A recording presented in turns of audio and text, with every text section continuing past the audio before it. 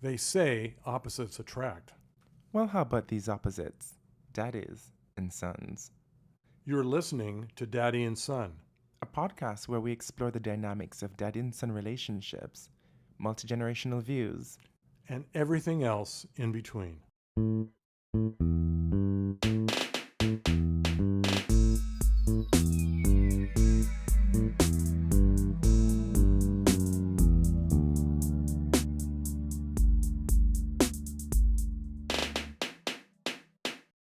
Welcome back to Daddy and Son. Guess who's joining us this week? Welcome, welcome. Daddy's back. How you doing, Daddy? Good, good. How was your Easter? Lovely. Yeah? It was celebratory. You told me that you were away in the boonies. How was that? Well, I was on Friday. Yeah, I went the boonies. Well, it was a touristy boonies. Didn't you say you were in Sudbury? No, I was in Elora. Where's that? Elora Gorge. Oh, it's wonderful. It's about an hour from Toronto, just north of Guelph. Oh. Oh, yeah, it's Guelph wonderful. is gorgeous. Mhm. Yeah. Well, there's Elora Gorge, there's the Grand River, there's a little park, there's a nice little town with restaurants. Yeah. What were you doing there? On a date with a son? Well, you might say that. Tell us your business. No, I won't. Never will. I was a tourist for the day. I see. A lot happened while you were away. And, Colston had big shoes to fill, but I think that he represented you well in your chair, in the daddy chair. You sat in the exact daddy chair. Well, that's the place where daddies sit. And I think that he delivered quite well. I'm looking forward to hearing the podcast, which I now see is on my phone. Yeah. So I will listen to it pronto. Rapido. So, Easter for me was honestly, it had its stages. There are some parts that were somber because I did go to Easter Mass, Good Friday Mass. I did go to Vigil on Saturday. And Maundy Thursday, when you were at the debate party, I was in church. Oh. Yeah, Maundy Thursday service. Anglicans do that. Oh, okay. Well, Very, very somber, I might say. I think next year I'll skip it. which church do you go to? St. Paul's. St. Paul's. In Toronto, Anglican. Oh, because I went to Redeemo. You did? Yeah, which is also Anglican. Well, my old church. Yeah. My goodness, the Catholics are becoming Anglicans. Well, isn't that the way it should be? But your reasoning for leaving that church is the reason why I ended up going back again on Saturday. Why? Because I used to call it it was like being at an NDP meeting. Because you call it woke.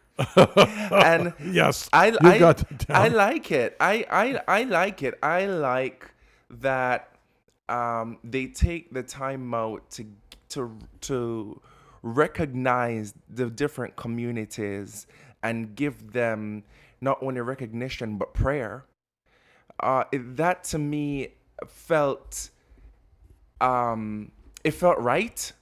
It felt good. It felt like what Jesus would do. Which communities? Like the LGBTQ community, the refugee community, the First Nation indigenous communities. They had individual prayers. And what about the daddy community? Were they included in there too? No, because y'all are privileged. Not really. Is that right? I think that would actually, you know what? That is actually a really good segue into what we're going to be talking about this week. So can you give us a quick introduction as to what we're talking about this week? Well, if it's about daddies, well, you know what? I'll tell you where we came from. I was listening to a podcast. I was listening to a podcast, an economist podcast, no less. And they very highbrow. Well, it's one of the free ones, and the subject was Adulting 101, and I thought, what on earth is that? Well, it turns out that's the name of a course that's been trademarked in Texas in a place called Austin College, where they actually have a program to help young people, now young in the sort of late teens, 20s, early 30s, people that are kind of new at being adults, who didn't learn a lot at home, who suddenly are finding they're facing financial, relationship, all kinds of decisions, and they don't have the skills or experience to negotiate them. So there's actually now people are actually coming out with courses to help people learn these things. Interesting. And I thought, I've never heard of that. Have you? Had you? Well, I've been using the term adulting. Have you? Okay. Yeah, for years now. I've good been for using you. the term adulting. But now to know that some uni has trademarked this It's a discipline. It's a formal discipline. and turn it into a discipline is mind-blowing to me. It makes me wonder how many times have I been sitting on ideas that, for all intent and purposes, are Leading edge? cutting edge. Yes. Yeah. Well, you know what? It also means that when a lot of people have the same idea, that idea's time has come. Mm-hmm. And so, I was talking this over with a friend over dinner last night, and I was telling him about what we were doing this evening, and he said, and then I read him, I'm going to explain it in a few minutes, the different components of the adulting course that this college has. And he said, Norm, that's fantastic. That's great stuff. We need that. And I thought, wow, really? That's, sometimes when you suggest these ideas for podcasts, you're never sure if they're going to catch on or be of interest. But this is something that's, hey, let's see where it goes. All right. So let's take a quick break, and then we'll jump right into it. We'll jump, and I'll tell you what the components of this adulting program are. Sounds good. We'll be right back.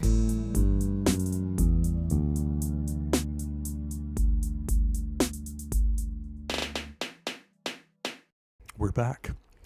So, Daddy, Clink. what are we drinking today? Clink. Cheers. Cheers. Did you all hear that out there? We're drinking a lovely red. It's, Catina. That's Argentinian. It's a cab, 2022, High Mountain Vines. It's something that you told me that you've used to have in the past, right? Well, I made a mistake. It was the Malbec Catina. But Okay. But this is a cab, and it's a little... It could use it, as you said earlier, it could use a few more years on the shelf. Yeah, to round out its flavors. But from the notes, I could tell that, very oaky notes. Pepper, dark cherry, currants, really good wine. Son is a very discerning connoisseur, ladies and gentlemen. And medium legs on this wine. I think with maybe 3 more years in a cellar, it would open up really well. Yeah. But with that being said, adulting. Yes. So what's adulting? Well, as the creator of this program said, we're going to teach you what your parents never got around to teaching you. In other words, skills that you're going to use inside and outside the classroom. And this is University of Texas, right? That's doing this? Well, there are classes being offered in universities on this topic, but this Austin College, I think, is a private career college. Okay. Yeah, it's not part of the University of Texas. Okay. But it's got a lot of credibility, and when The Economist takes the trouble to talk about it, they know what they're talking about. It means that it needs eyes. Good way to put it. It needs eyes. So the question then is, well, what would you learn? Well, the best way to understand it is, what do they sort of segment an adulting course into? And they've got 8 different, I call them skill areas or areas of impact. And let me list them, and then we can talk about each one. Okay.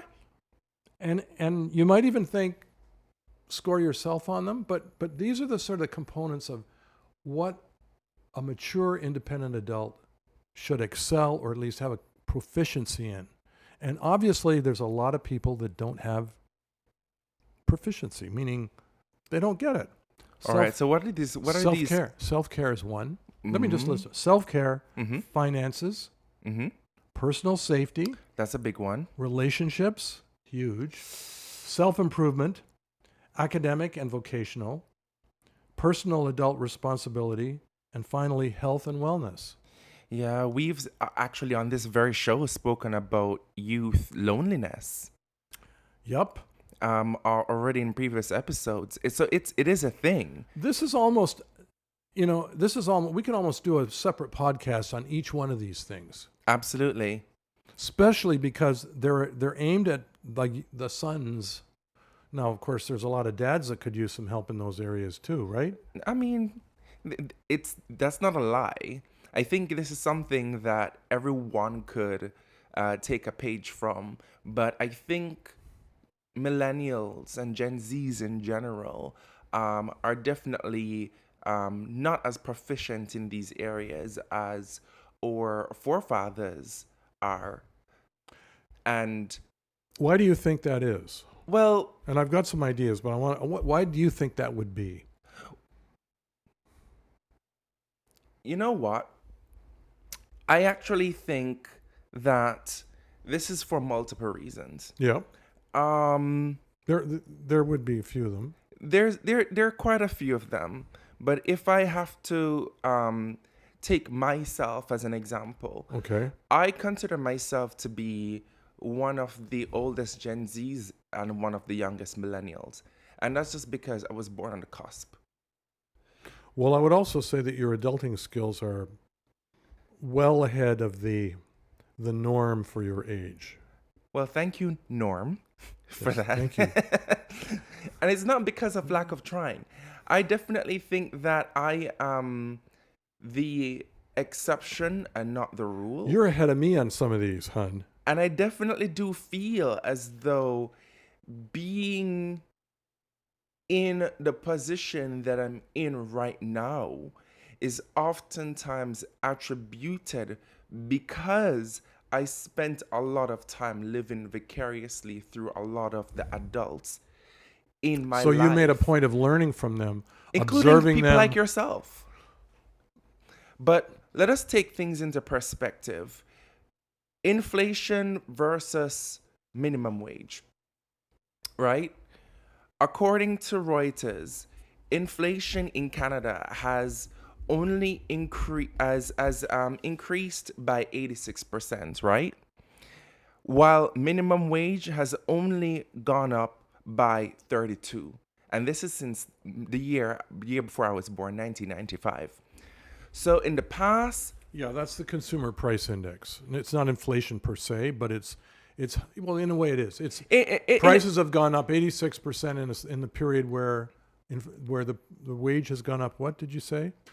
Well, wages has only gone up by 32%. Yep. Right? So the bottom line is, so while minimum wage has increased and inflation has also increased, as it relates to cost of living, which has also gone up, it kind of outdoes any outdoes. Grammar should be part of that skill set, but grammar should definitely be part of that skill set. Any significant gains that we've had over the 30 years with minimum wage is completely outdone by the cost of living. Okay, but the point here is that you're aware of that statistic. A lot of young people don't know that necessarily. They may not know the statistic, but they're feeling it. They're feeling it.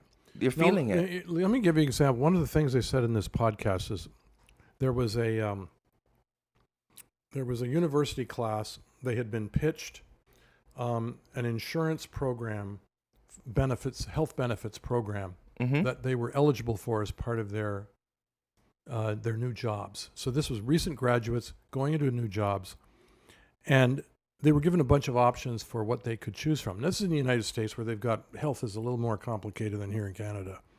And the funny thing was that at the break, all the kids in the class went out and called their parents for advice on what they should do and how they should make selections for their own health insurance. Mm-hmm.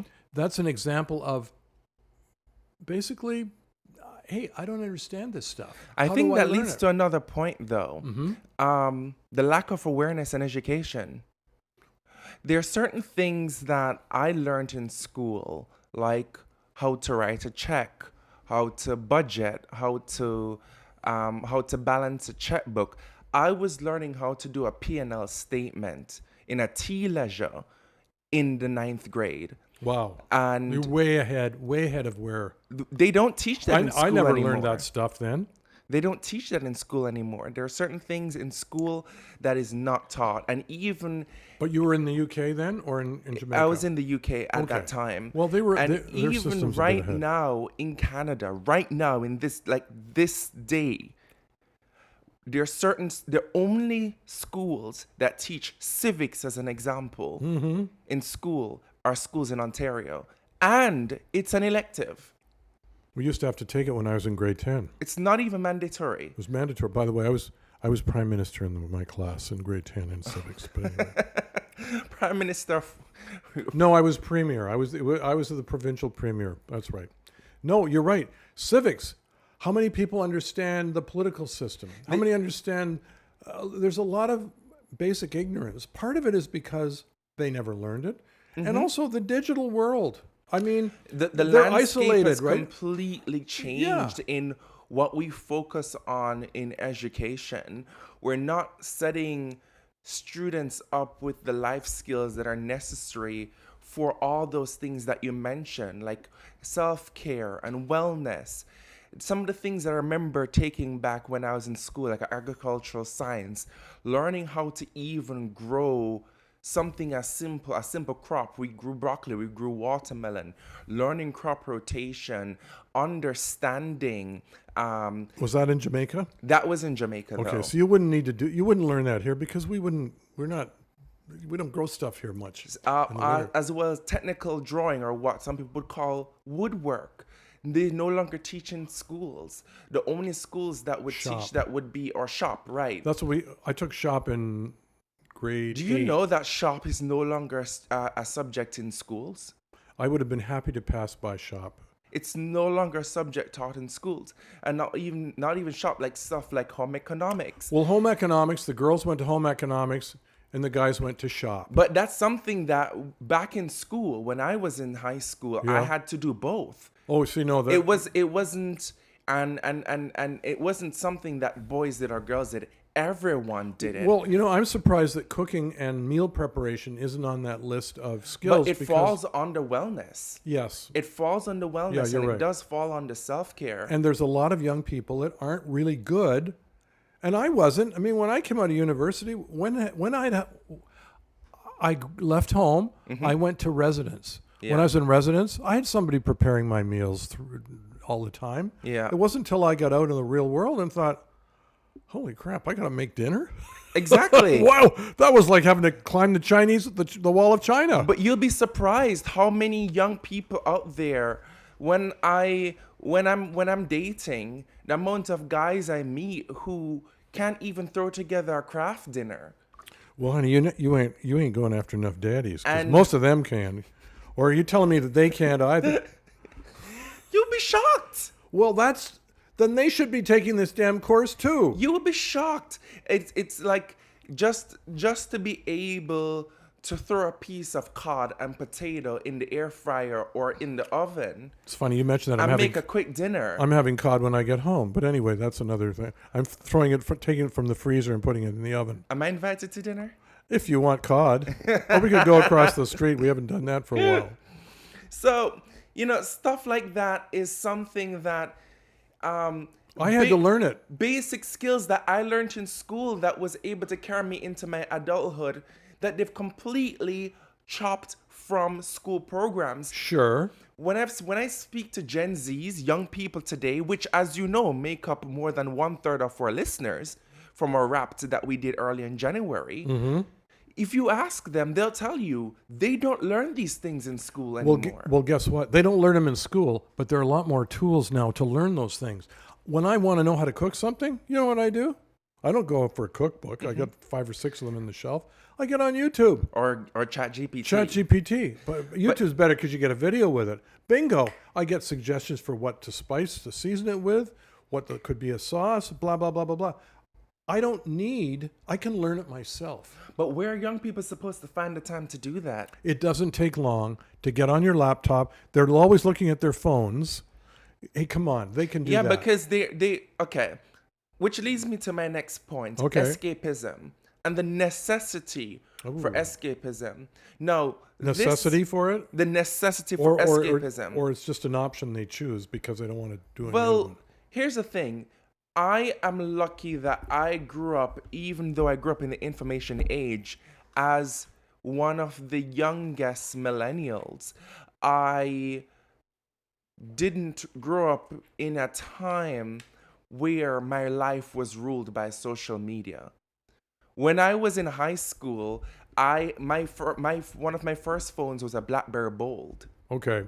right? So I grew up in Yeah, that wasn't on the forefront of social I media. grew up but that wasn't on the forefront of social media. Yeah. The kids, the Gen Zs today, they were teenagers when Trump was first president.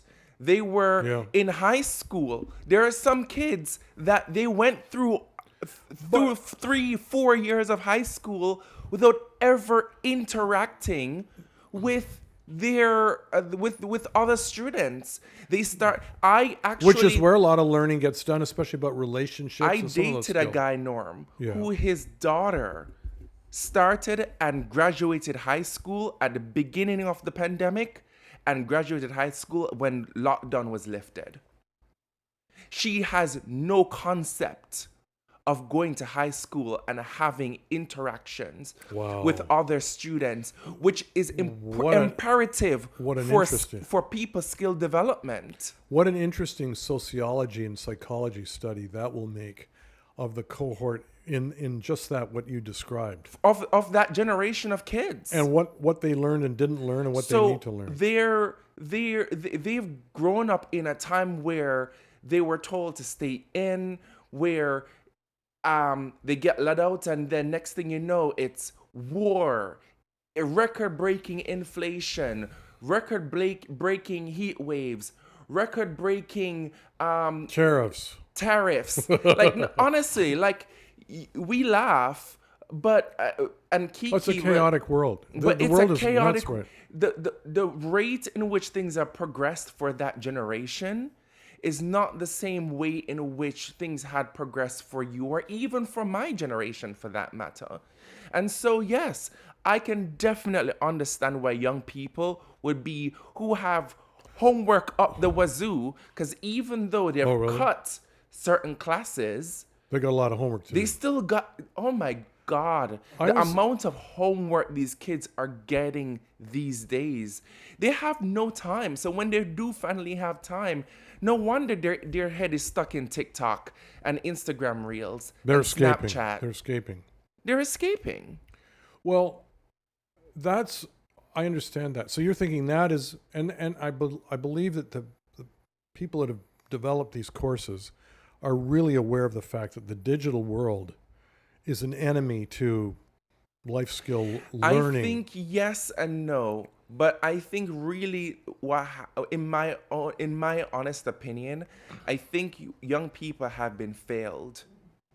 And I think the breakdown starts with the Gen Xers. What about, and do you think the parents have something to do with that? Oh, yes. They bear responsibility. Yes. So why not? What's happened? What did the parents not do? I think a lot of it is, and it comes from a good place. Don't get me wrong, it comes from a good place. It comes from you wanting the next generation to have better than you had.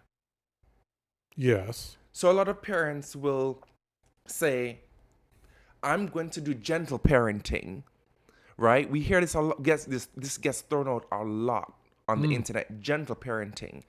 So rather than disciplining children, you try to reason with them as though they were an adult. And you don't try to set boundaries the way you would. And you don't exactly. Yeah. And that's where the breakdown comes in. Again, coming from a good place, but the approach, the result of it the result of it has led to a generation that's soft. Of children. Softies. Well, I wouldn't even use the word soft, That's but not a good word. Unprepared for adulthood. That is a good way to put it. Unprepared. For adulthood. Yes. They're completely out of their depth. Completely. So how do you convince a young person who might be in this one or more of these skill areas where they're totally deficient? How do you encourage them to learn these things? Well, I don't know how you can. unless the existing generation, that is the ruling class, unless the existing ruling class finds a way to balance wages versus cost of living, to build morale, bring hope, find a way to bring some sort of solution to housing crisis, education debts, and not just in Canada as an example, but the US, You know what? The world is really which has been fucked up recently stage. revoked by the Trump administration a couple of days ago, since this week. Loan right? repayment. Loan repayment. Loan has to start. repayment, yeah, that was Forgiven the loans have to- forgiveness, the loan forgiveness, student loan forgiveness that was done by Biden Harris, which they have now reversed as a pissing contest, and mental health impacts. Unless we find a way to, and the list goes on and on and on. Climate crisis, or what? Let me not say climate crisis. Let me rephrase that. Climate anxiety.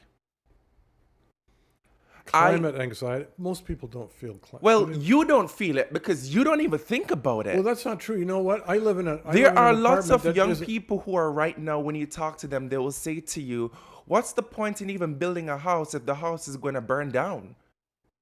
Well, if you live in California, I can see. But that, California is not the only place that has been affected by severe weather. We're not too worried about that particularly here. Well, yet. But it's hot here in the summer. It's hotter than it used to be. I know that because I've lived here for 45 years. But how many times have people said, especially in the United States, Yeah. oh, that's their problem. That's not our problem. That's their problem. Oh, yeah. No, climate. And then what you're saying is climate is intervening in people's lives in ways that it didn't used to. that it didn't used to. Okay, The people over in Florida and Texas for the longest time used to say, oh, that's a blue collar state problem. That's a them problem. And what your point is that's presenting problems to young people And- who don't have the life skills to deal with those crises. Exactly. Not that anybody does. Or but, worried so much about these things. We talked about building relationships, right? That was one of the things that was on Yeah. the list. Correct me if I'm wrong. Yeah. As an example, if I'm a young person right now and I'm thinking, let's just say I'm heterosexual. We do shout out to all the heteros who are listening. Well, I assume it's the majority of our audience. Shout out to them. If I'm a heterosexual male in my late 20s or early 30s, and I am thinking about stuff like taking somebody on a date, but if I have to take somebody on a date and the cost of a plate these days, minimum is $36 per person. I'm going to Tim Hortons. I'm going to Tim Hortons or McDonald's. I'm going to I can't afford it. Or if you're in the States, you're going to the local buffet diner. Or let's just say for whatever reason, I get the girl, Or Bob Evans for lunch. and I get past that stage, right? And now I'm being told that I should be having kids. I can't afford to do that.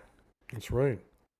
And anxieties of finances, anxieties of climate change, anxieties of the air quality that I have to deal with. My health is already in jeopardy. I can barely breathe. I think that most Because- young people are worried about how they're going to make a living. Because the air quality is and you may think Son, that Climate is not the top issue for most of these young people. no, that's what you believe, because it's They're concerned about where they going to find work so they can buy a place or live in a place. How many young people have you spoken to recently that are under 30? Quite a few. And they've told you that? Most of the, yeah, I know a Because number the of them are struggling. discussions that we have over 1,600 people in the Discord, most of which are people under the age of 25. And the biggest discussions, so much so that we've had to create a completely different channel than the general discussion for it. And some of the biggest discussions that people are having is all the health issues they're facing because of climate change. Now imagine... Where's the jar? The people here in Canada? Or and these are people here in Canada. I The health myself, issues they're facing the because of health climate issues change? that they're facing because of climate change, predominantly because how many times last year, as an example, I saw so many of the gays talking about going down to the island and they're unable to swim because of government warning for E. coli in the water. Okay, well, we're wandering into environmental stuff here. But So bring it back but to it is but no, but all of this plays into how people interact with others, into wellness, into self-care, into relationships. Okay. If I can't even go outside for long periods of time because I'm going to burst into flames, if I can't even I can't go outside because I'm going to burst my bladder. if I can't even go out and enjoy the beaches because the water is unswimmable, if I can't Get a bike and go cycling instead. if I can't even go take a bike and go cycling, You can do that. because the air quality, Oh, baloney. The air quality is fine down there. no. It's fine. Lest we forget, it was 2 years in a row now that we looked outside and the sky was orange. Well, that was For because not of the fires one, in the not west. 2, but 3 weeks. Okay, let's bring this back to the skills that are necessary to cope with environmental, physical, emotional, financial. There's a whole range of them. So you're saying that environmental impacts has nothing to do with No, I'm not. But with the but that's- mood but and that's only the mood one- and the how the. But that's one aspect. Okay, but not because it's one aspect doesn't mean that it should be dismissed. I've spoken about other different things. Fair enough. But one of the things that I think that young people are frustrated with is that the ruling class pick and chooses what they think should be of importance, when what needs to happen is that it needs to be a holistic approach needs to be taken. Well, as you get older, you'll find that resources are scarce. Because if I can't, Priorities must be made, and not everything can get done. Not every problem can be solved. That's the problem we live in. This I imperfect think world. I think that is a very pessimistic approach. I think it's realistic. I don't think that it's a realistic. I don't think it's a realistic approach. And here's why I say that. Most young people right now, the biggest debt in Canada that they suffer from is student loan debt. Probably. And we also face a big debt nationally as well. I'm going back to school and I still haven't paid off for my master's in computer science.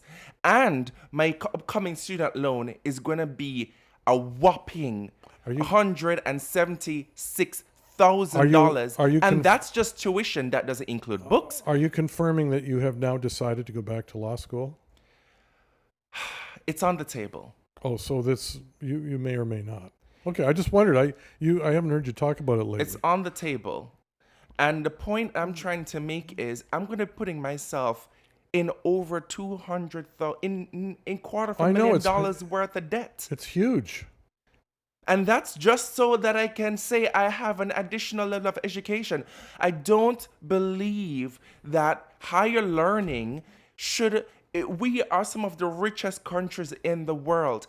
Why are we paying when Eastern European countries, when EU countries, our school education up to the master's level is free? Why are we here in Canada and the United States paying our asses so that we can better ourselves? And then when we finish graduating, we all end up in the same place at some call center saying, hello, this is Verizon. And Hello. I have a law degree. How are you? Am I lying? Well, I guess the question then becomes, if you're facing these issues, what advice do you seek? What is it you need to know to make the best decision for your life? I think the question should be, what do you believe as a part of the ruling class generation? Do you think young people need to know to make better list- life decisions. The list is right here. We just heard it. No, that's And you talk about the ruling class. that's a category you're- of things. You're this whole notion of ruling class. You're sounding like a Marxist more and more. And that's why you like the NDP, I think, because that's kind of, but Why? I'm ribbing you. I'm ribbing you. You don't I want like me to. that. You don't want me to call it as I see it. You love your politics. I know that. You don't like me to And call it as I see it. I know you regret you didn't vote for him either, but anyway, I shouldn't say those things. I didn't vote NDP. Listen, there's no question that health and wellness is a real important part.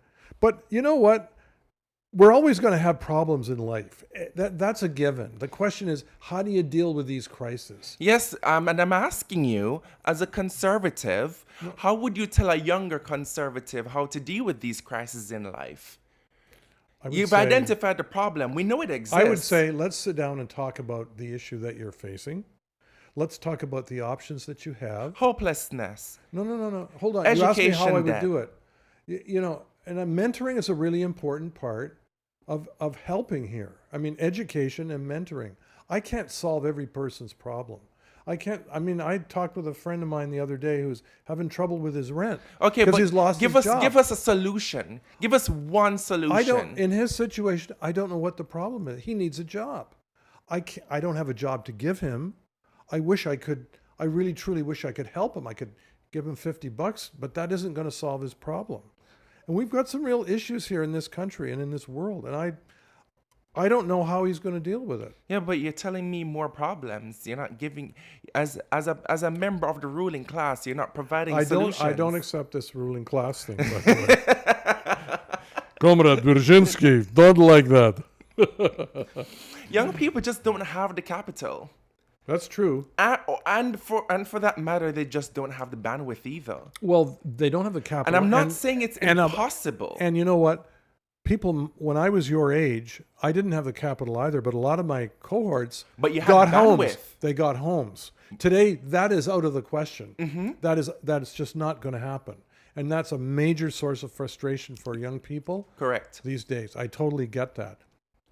Yeah. And if you did stupid things like I did with my money 10 years ago, then that's another reason why I don't have a home.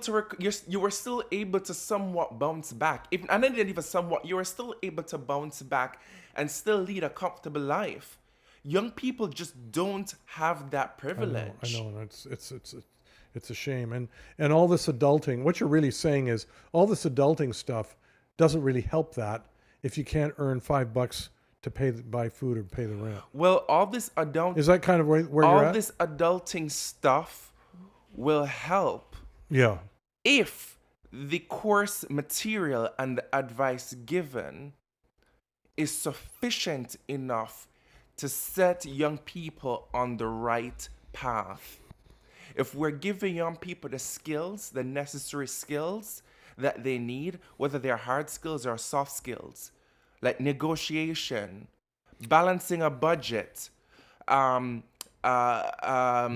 tenacity, focus, knowing soft skill, knowing when to say no. Yeah, or knowing when not to say anything. Or knowing when not to say anything. Yeah.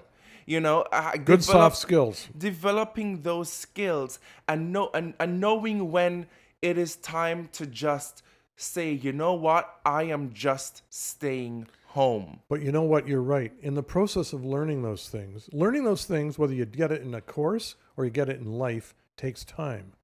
And if you don't have the income or the opportunity to support yourself, or if you're slashing education like they're doing in the US, and you can't learn them at all, and you can't learn them at all, you're in a pickle. How do we expect young people to grow and progress?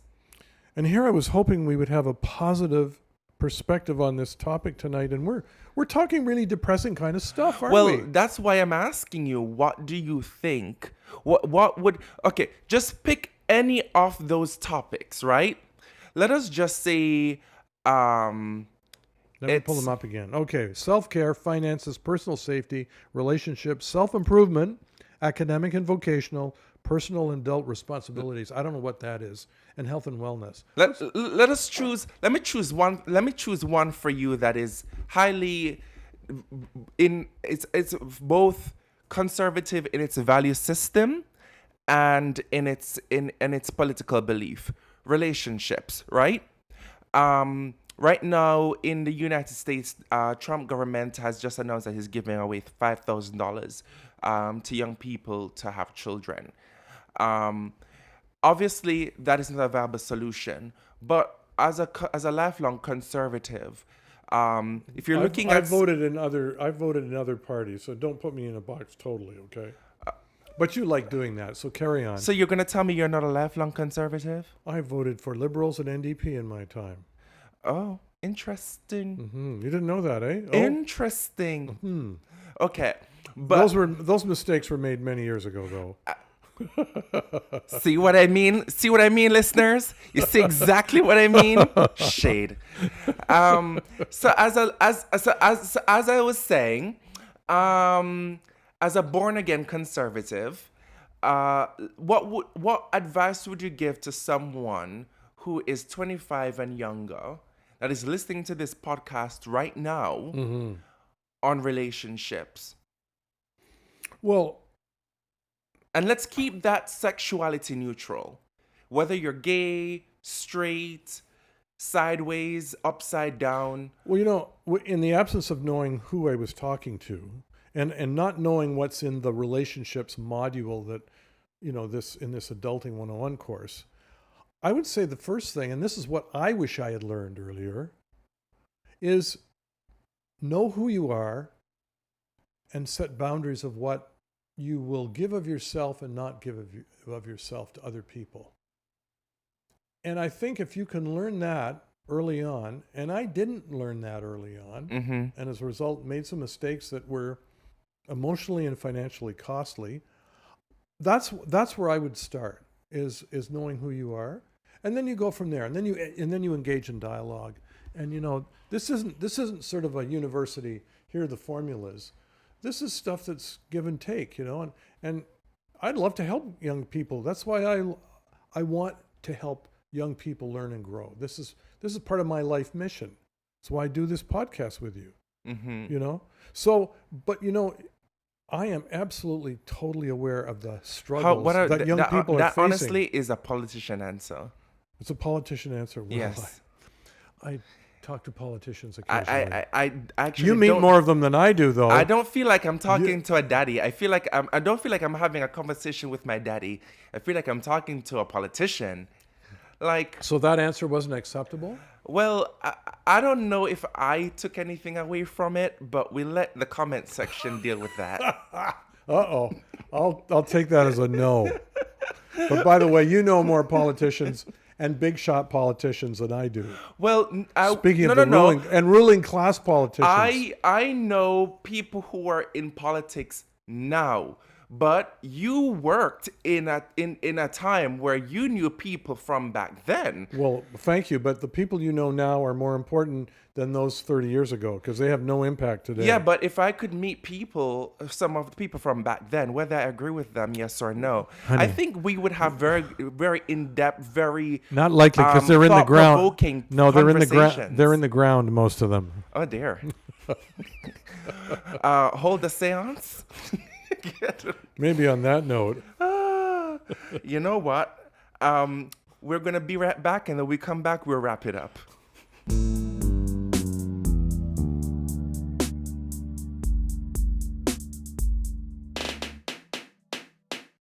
So, in closing today, something happened last week, which we have to give recognition to. Rest in peace to the late Pope Francis. Yes. A man of great faith. And courage. Whether you were Christian, Anglican, Catholic, or the other, or, like Trump, who said, I'm not a Christian, but vote for me. Even Trump had positive words for Pope Francis. He cared for the have-not. Oh, he was. He followed in the steps of Jesus. I have concerned to say, about the disadvantaged, the lowly, the people who had needs.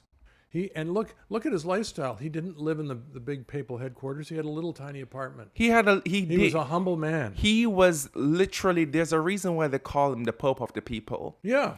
And I kind of related to him more.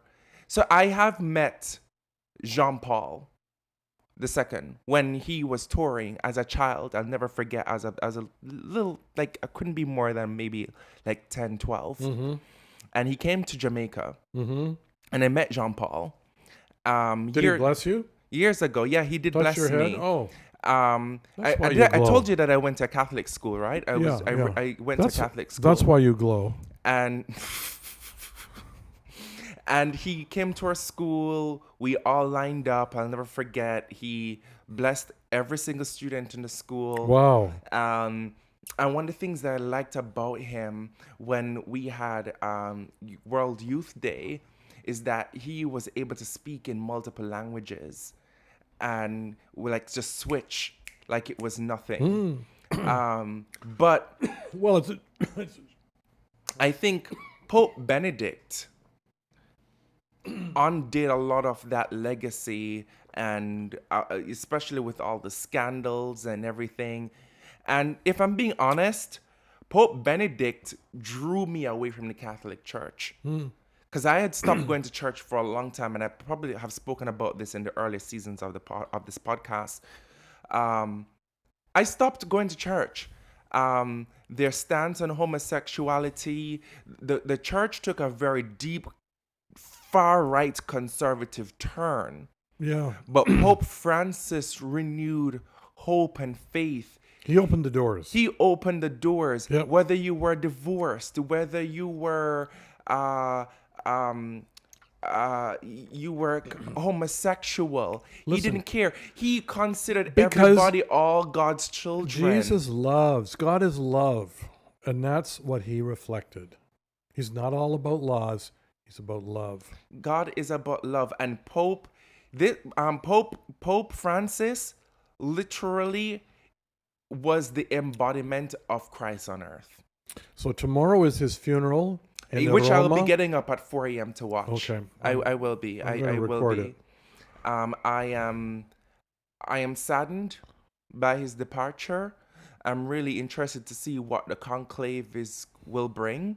I thought it was interesting that J.D. Vance was the last person that visited him. Oh my God. Have you been seeing the news that people are saying that he killed him?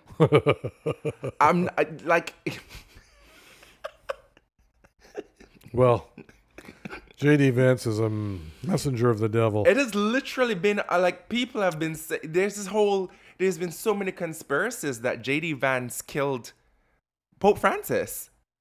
But in any case, honestly, rest in peace to him. Yes. A man who cared about all the things that even you like to skip over, because he was a huge climate activist. He cared about the youth. Good. He cared about the poor. Yep. Check. I check all of those boxes. I just don't maybe put a bold on all of them. Yeah, right. You don't talk about them at all. I talk about when it's hot in Toronto in the summer. Okay, that doesn't count. Sure it does. Because it's hotter than it used to be, and that's climate change. That's just complaining. That's not advocating. Well, what am I going to advocate for? A cooler climate? Absolutely. God, bring us cooler air, or give me a good air conditioning system. For policies that help. Tell the Chinese to stop make doing things better. Listen, the worst polluters and climate change people in the world is India and China, and they're not doing sweet bugger all to fix things. Well, I don't know about that. But that's topic that's for another podcast. Oh, yeah, I know. What was the other topic that I said we should do anyway? Immigration. Yes. People leaving the country because of lack of opportunity. Is that immigration or is that migration? Well, it's emigration. It's emigration. And it reflects the frustration that young people, not because they don't necessarily have adult skills, but there's not a good opportunity in this country for them. Speaking of which, Pope Francis was a big advocate for. He brought in over 200,000 Syrian refugees into Rome, right? So he was a big advocate for refugees as well. So all the things that a lot of, I want to say far-right conservatives don't check off, he was a big man of the humanities, and his legacy will always live on in my heart. Let's have a toast to the late Pope Francis. God while bless drinking him, wine. and he's in a good place forever and ever. To Pope Francis. With that being said, listeners, I want to just have a soft prayer. Whenever you listen to this podcast, pause it and just say a prayer for the soul of our dearly departed Pope. And I want to thank everyone for listening to today's episode. If you've made it all the way to the end, follow us on Spotify, Apple Podcast, and to anywhere you listen to your podcast. You could also subscribe to our YouTube channel, Daddy and Son. And if you have any questions for the show, you can send them over to daddyandsonpodcast@gmail.com. That's DADDYANDSON podcast@gmail.com.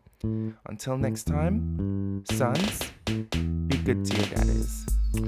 And daddies, it's Norm here. Be kind to your sons.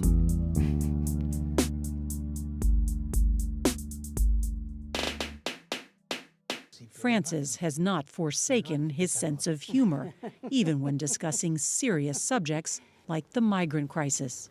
My grandparents were Catholic, immigrated from Northern Ireland in the 1930s to the United States, seeking a better life. And I know your family too fled fascism. And you have talked about, with migrants, many of them children, that you encourage governments to build bridges, not walls. Migration is something that makes a country grow. They say that you Irish migrated and brought the whiskey, and that the Italians migrated and brought the mafia. It's a joke. Don't take it badly. But migrants sometimes suffer a lot. They suffer a lot.